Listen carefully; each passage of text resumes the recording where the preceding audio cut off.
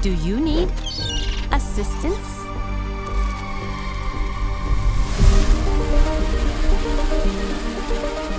Kris, I wanted you to talk about how you became involved in this amazing project, and then I would love everybody else to also share their kind of origin stories with. Yeah, I just finished up a production, and I was looking for whatever my next gig would be, and I dropped into DreamWorks to see what things they had in development. They laid everything out on a table, and amongst them was this book, The Wild Robot, and I yet to read it, but just the briefest description let me know that that was the one that I was very interested in. I read it immediately and called back fairly desperate to be connected to it because everything about it I liked, and it was in a space that I felt like I was comfortable in, which is these character interrelationships that are much more, I think, intricate, for example. It was about a robot, and I've always wanted to do a robot movie. And then on top of all of this was, at the core of the story, was a story about a mom. And moms are, I think, famously missing from animated films, and this story was all about a robot accidentally coming across as Gosling and inadvertently taking on the job of being a mother. So all the above made me want to do this project. Okay. And then how did you assemble your crack team? How did that happen? Well, Jeff? That's your realm. Yeah, well, sure. That's a great segue into where I come in. I had actually become aware of the book shortly after it published because DreamWorks had acquired it right in that same window, and I had just been rolling off of a project and was waiting to get assigned to my next one, and I saw that we had this. I read the books, and just like all of us had the same immediate gravitation towards it. In that moment, I got assigned to something else, and I panicked. I was like, I've lost this. It's gone. It's never coming back. It'll be gone by the time I finish this next project. And lo and behold, it waited for the right filmmaker to come along, which conveniently happened as I was completing my then next project. Well, the book I read with my kids. Oh, okay. I read the book with my kids, and they loved it, and I loved it, which was maybe even more important because that's not always the case. You know, not every children's book touches you in a way that is substantial, but this one did. And to Kris's point, when I found out that DreamWorks had acquired it, I'm like, oh my gosh, it's a movie about moms. That's me. That's me. I want to be involved in that. I feel like I have a lot to offer. When I found out it was going to be Kris and Jeff, then the begging started. A lot of begging started. And I'd worked with Kris on How to Train Your Dragon and The Croods, and it was such a wonderful experience because Kris brings so much energy and enthusiasm. He makes going to work so fun. It's like I cannot wait to show up and hear what his new ideas are and what fun, crazy stories he has to tell. And it's just a joy to go to work. And there's nothing more wonderful to work in a wonderful industry, but also look forward to showing up to do the work with people that you enjoy doing the work with. Right. Same exact story as Jeff's almost, right? I mean, we both were pestering the studio about this thing, and I actually got a handshake deal as we've had to do a whole picture in between this. And just ever since I read that book and learned of this story, which I'd recommend it to every adult that has a kid, and I said, you guys have to read this together. So I remember, I don't know, Kris, if you remember this, it's 3.5 years ago, you gave a pitch of Sequence 600, which is when Roz is getting chased by the bear. And it was pretty early boards from Kris. And the events that transpired on that cliff moved me so much that with just these simple drawings that I was just hooked and captivated. I read the book immediately. And then those early conversations with Kris about those inspirations from early animation, right? So there's really endearing paintings from Tyrus Wong on Bambi and Snow White and Miyazaki. And Kris really lamented the fact that over the last 30 to 40 years, we've been chasing this kind of photorealism in animation. And yet we can offer something more than that, right? There's something that we've lost from these kind of endearing, kind of handcrafted imagery. And the task that was requested was, can we get back to that? That challenge to kind of push beyond what the computer wants you to do and put something out there that's never been seen before was so inspiring to me, and I felt like that was something that I could bring to this film that can be really novel for the audience. I got a call from Natalie Hayden at Universal and Mike Knobloch, and they asked if I'd be interested, and I read the book in like 3 or 4 days to get ready for the meeting, and I had just had a daughter. My daughter was like 5 months old at the time. And I started reading it to her, and then the more death there was in the book, I was like, she's only 5 months, but I feel like maybe it's too she early. can learn a lot, yeah. But I just remember going to DreamWorks and getting off the elevator and seeing all the concept art that they all had already worked on, and being so moved by seeing this imagery I'd never seen before in animation, and being so excited by that. And then Kris and I had a conversation about what he wanted music to do and how there wouldn't be much dialogue, and really wanting music to be a big character in helping convey the emotion in the story.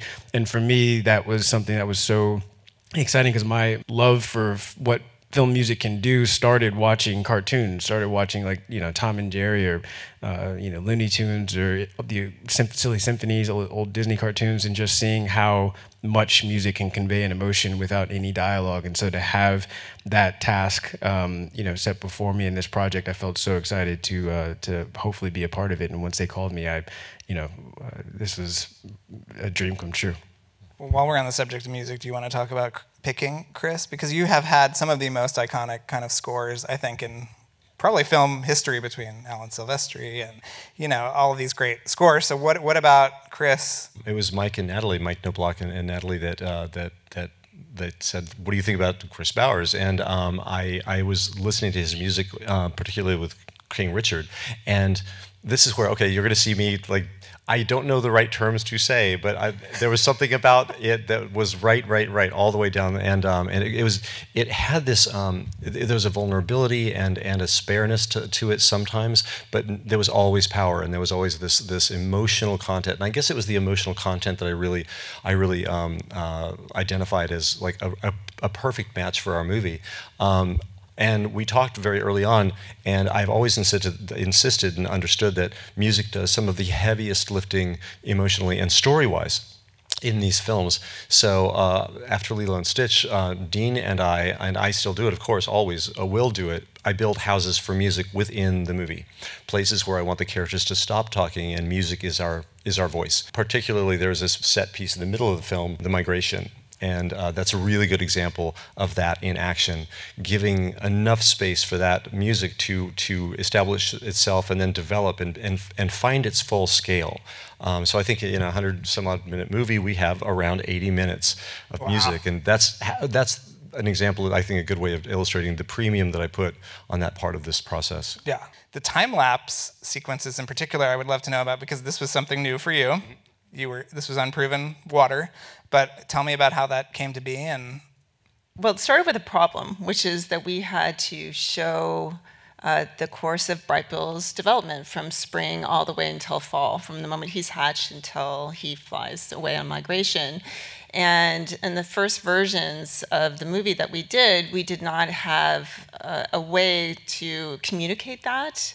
With that, and we started talking about it immediately at that point of how do we show that this is not a 24-hour, all of this movie happens within 24 hours. And we got the winter storm sequence boarded by the wonderful John Puglisi. And in that sequence, there's a very small time lapse where she's saving the animals, which was indicated in his panels that she, to be efficient, we can't show every single animal being saved, so we're going to do this time lapse in there to show that she's saving all the animals on the island that she can. And once we had that, it suddenly became an aha moment of, well, can we put this in other places? And we had other problems to solve, like how do we deal with her learning the language? And in the book, that happens over the course of probably months. Many chapters and months. Many chapters. And so, and we tried putting it in different places, and it always seemed like she went, I now know all the languages. Yeah. So we put it there first, thinking, okay, well, maybe this is a way to solve that problem. And then once that happened, it became kind of almost like this is now a signature of the movie. And it really kind of deepens the emotion, too, is seeing how much she has to get done, or it's amazing. But I wanted to ask, obviously this movie looks and feels very different than any other movie, and I was wondering, when did you decide, okay, not only am I going to do this movie that has all these amazing influences and is very kind of off the beaten path, but that it was going to really look quite striking as well. I became very, very anxious that people see this movie in the right way, if that makes sense. And that meant it should have a fairly sophisticated look. Gravitationally, we've been held to a very CG look for a long time. That look, a good way to look at that is every time you get close to an animal in a traditional CG thing, they look like they're blow dried. You see every little piece of fur, and that's just it was a thing with the technology, and it was hard to get away from. And DreamWorks had gotten a certain distance away from it, and we wanted to push that even further.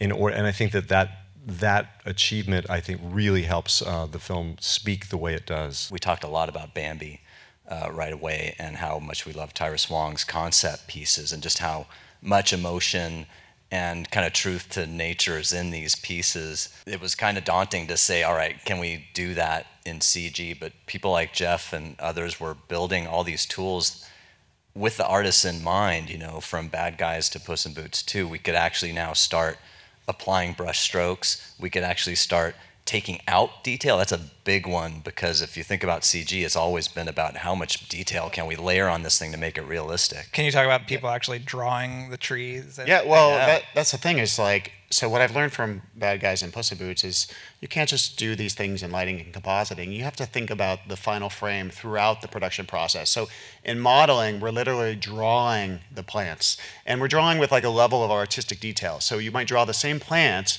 you know, differently based on how far you are from the camera. That's just the modeling part about it. What about the shading? You wouldn't want to see all of the detail of the bark throughout the kind of round of the tree. You'd only put that information in the key light. But then how are you changing, or how are you developing shaders that change based where the light is, and then you're kind of rolling off into gradients of color. And like all of these slow, you know, accumulation of things makes her more and more painterly. So if you see her up against Vontra at the end of the movie, you're like, oh my gosh, right? There's a stark contrast between her and Vontra. Not just that she's just beat up and worn, but stylistically they're different, right? She's made a big impact on the island, but the island has made a big impact on her. And this movie has made a big impact on all of us today. So I want to thank everybody who came out today, and thank the amazing team behind The Wild Robots. Tell everybody to go see it.